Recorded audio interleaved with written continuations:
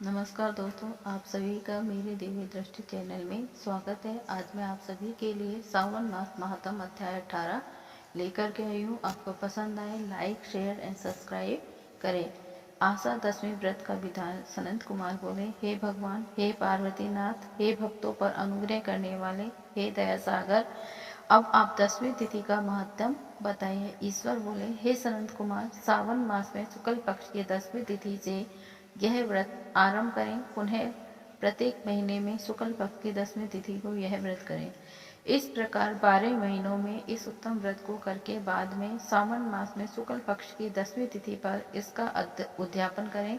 राज्य की इच्छा रखने वाले राजपुत्र, उत्तम कृषि के लिए कृषक, व्यवसाय के लिए वैश्य पुत्र, पुत्र प्राप्ति के लिए गर्भिणी स्त्री, धर्म अर्थ काम की सिद्धि के लिए सामान्य जन, श्रेष्ठ वर्ग की अभिलाषा रखने वाली कन्या, यज्ञ करने की कामना वाले ब्राह्मण, श्रेष्ठ आरोग्य के लिए रोगी और दीर्घकालिक पति के परदेश रहने पर उसके आने के लिए पत्नी, इन सब को तथा इसके अतिरिक्त अन्य लोगों को भी इस 10वीं व्रत को करना चाहिए। जिस कारण जिसे कष्ट हो तब उसके निवारण हेतु उस मनुष्य को यह व्रत करना चाहिए। सावन में शुक्ल पक्ष की 10वीं के दिन स्नान करके देवता का विधिवत पूजन करें। घर के आंगन में 10 दिशाओं में पुष्प, पल्लव, चंदन से तथा जौ के आटे से अधिदेवता और शस्त्र वाहन युक्त स्त्री रूपा शक्तियों का अंकन करके नक्त बेला में 10 दिशाओं में उसकी पूजा करनी चाहिए। घृत मिश्रित नैवेद्य अर्पण करके उन्हें पृथक पृथक दीपक प्रदान करना चाहिए। उस समय जो फल उपलब्ध हो वह भी चढ़ाना चाहिए। इसके बाद अपने कार्य की सिद्धि के लिए इस प्रकार प्रार्थना करनी चाहिए, हे दिग देवता, मेरी आशाएं पूर्ण हो, मेरे मनोरथ सिद्ध हो, आप लोगों की कृपा से सदा कल्याण हो। इस प्रकार विधि व्रत पूजन करके ब्राह्मण को दक्षिणा देनी चाहिए। हे मुनिश्रेष्ठ, इसी क्रम से प्रत्येक महीने में 10वीं तिथि का व्रत सदा करना चाहिए और 1 वर्ष तक करने के अनंतर उद्यापन करना चाहिए। अब पूजन की विधि कही जाती है।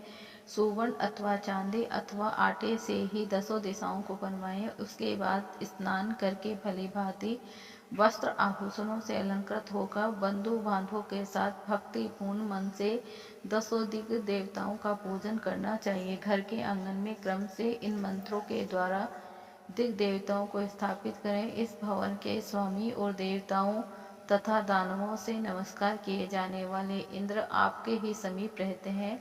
आप इंद्री नामक दिग देवता को नमस्कार है। आशी अग्नि के साथ परिग्रह विवाह होने के कारण आप आग्नेयी कहे जाती हैं। आप तेज स्वरूप तथा पराशक्ति हैं, अतः मुझे वर देने वाली हो। आपका ही आश्रय लेकर मैं धर्मराज सभी लोगों को दंडित करते हैं, इसीलिए आप सैमिनी नाम वाली हैं।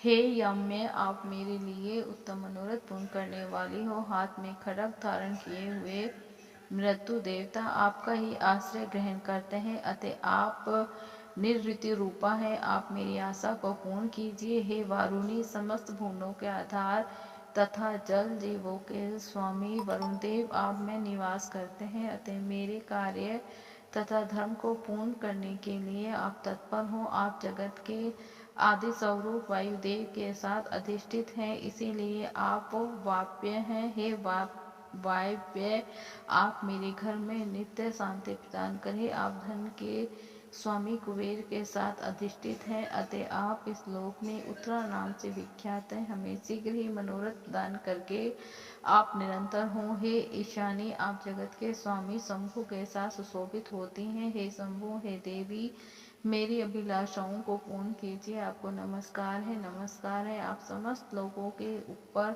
अधिष्ठित हैं, सदा कल्याण करने वाली हैं, सनक आदि मुनियों से घिरी रहती हैं।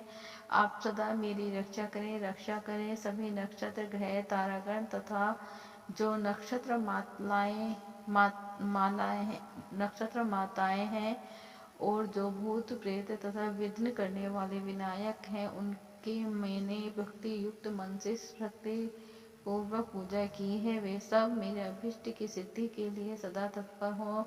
नीचे के लोकों में आप सर्पों तथा नेवलों के द्वारा सेवित हैं। आप नाग पत्नियों सहित आप मेरे ऊपर प्रसन्न हो। इन मंत्रों के द्वारा पुष्प धूप आदि से पूजन करके वस्त्र अलंकार तथा फल निवेदित करने चाहिए। इसके बाद वाद ध्वनि गीत नृत्य आदि मंगल कृत्य और नाचते हुए श्रेष्ठ स्त्रियों के सहित जागरण करके रात्रि व्यतीत करनी चाहिए।